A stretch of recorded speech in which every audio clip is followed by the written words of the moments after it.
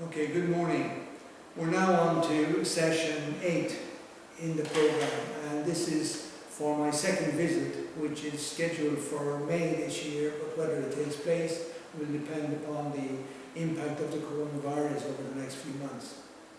So, going on to chapter 8, we're looking at again the strategy formulation slide, which is on the second slide in your PowerPoint.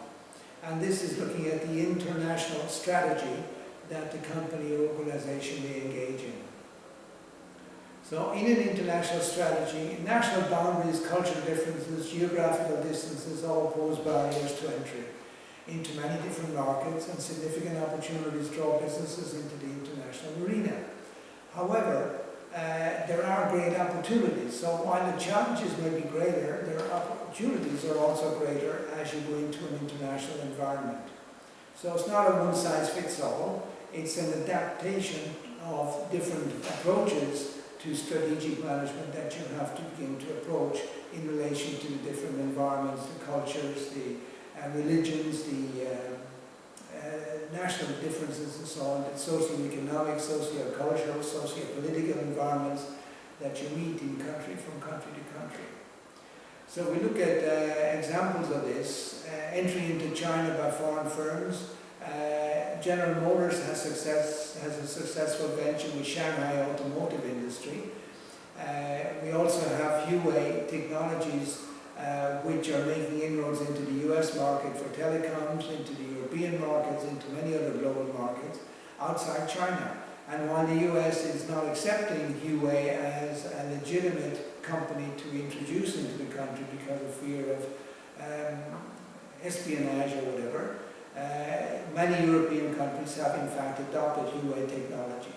So again, China is reaching out and stretching its wings into other parts of the world quite successfully in different industries. Chinese firms continue to develop resources and capabilities that allow them to create value for their customers and earn above average returns in global industries. Now, entry into foreign markets is a different matter. Although national boundaries, cultural differences and geographical distances may pose barriers to entry, global firms must formulate a successful strategy to take advantage of international opportunities. Managers must develop a global mindset. They must operate with greater cultural diversity, and without global sourcing is no longer effective. So global firms must develop relationships with suppliers, customers and partners, and then learn from these.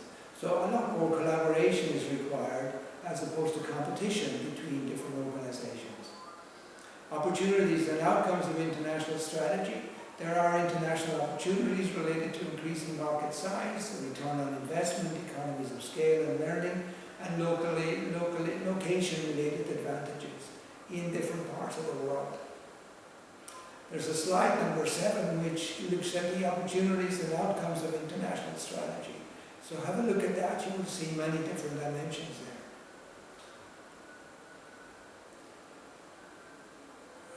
Now, looking at international opportunities from Europe or from the US, there are huge opportunities emerging in China, in India, and many other Southeast Asian countries such as ASEAN. And we need to look at those. I mean, there are great opportunities here in Indonesia, as there are in Vietnam, as there are in Thailand at the moment. What companies need to know is the ability to adapt their products to local taste and to new national markets. The local repair service capabilities are another factor that increases the desire for local country responsibilities.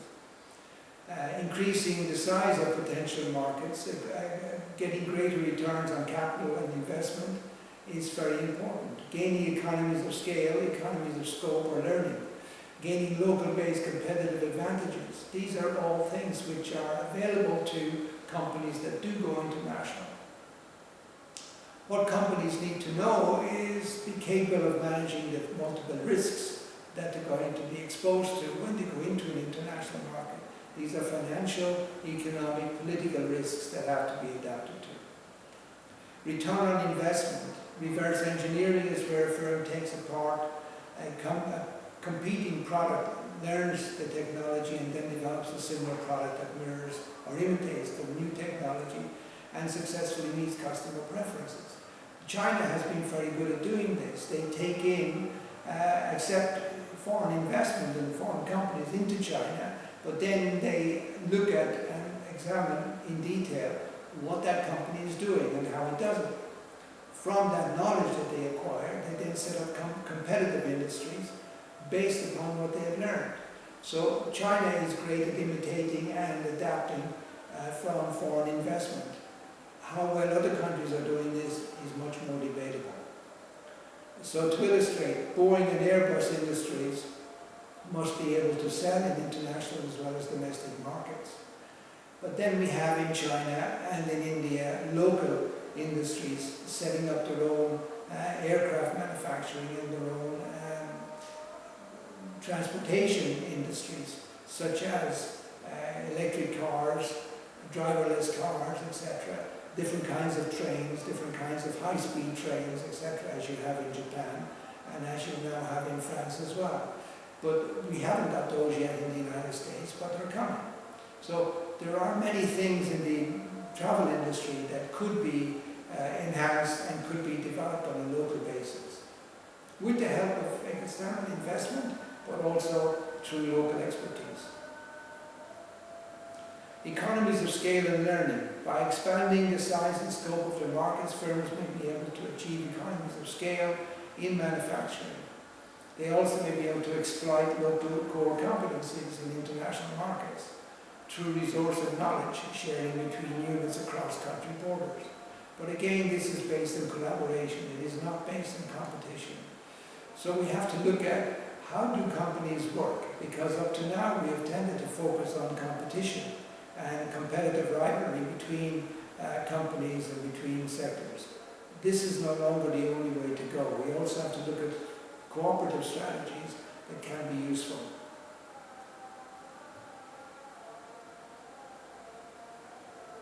Now, when we look at international business level strategy, we have to always base this upon the local home country operations. There are so many lessons we can learn from the home country that can be applied internationally and that can give us an insight into how to adapt to an international environment. If I take, for example, what's happening in Indonesia, the way you do business in different parts of Indonesia may vary a lot from island to island, or from city to city, or from different regions of Indonesia.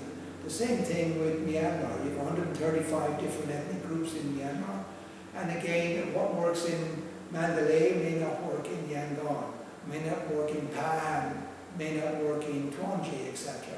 And the same thing in Thailand. So what works in Bangkok may not necessarily work in Chiang Mai or Chiang Rai.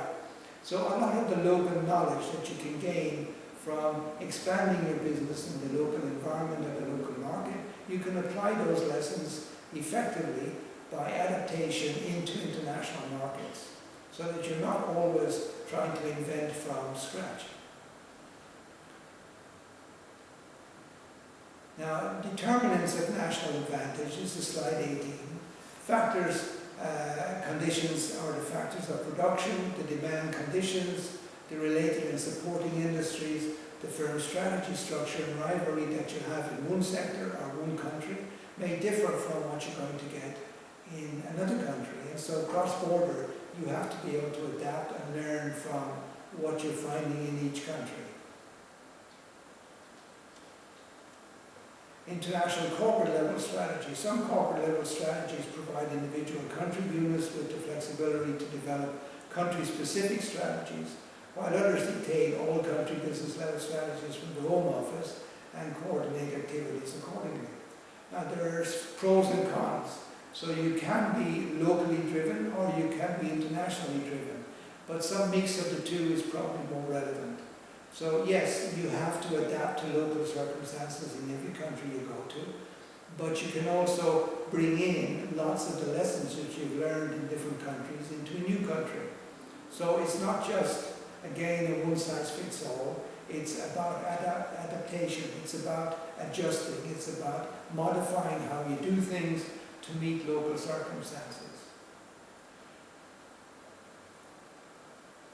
Now, from a global strategy point of view, we are looking in some places where we're looking at standardized products offered across country markets. So, for example, if you look at your mobile phone, whether it's a Samsung or a Huawei or an Apple or an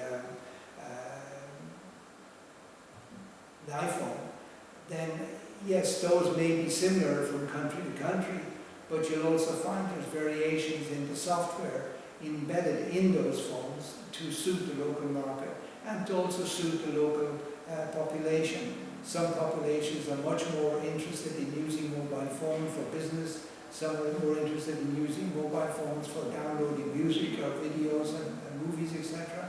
So you need to adapt your software requirements to suit that.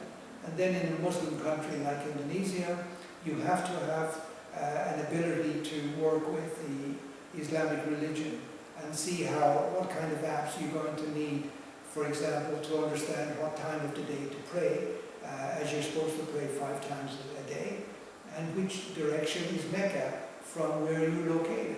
All of that has to be built into your mobile phone. Mobile phones in Indonesia will have all these apps available, but those apps are not necessarily available in a country like Thailand or in a country like Vietnam, where Islamic religion is less prevalent than it is here in Indonesia. So the choice of international entry modes, you can export, you can license, you can have strategic alliances, you can have acquisitions, or newly wholly owned subsidiaries. We talked about this yesterday, and we have a number of slides here to indicate about that.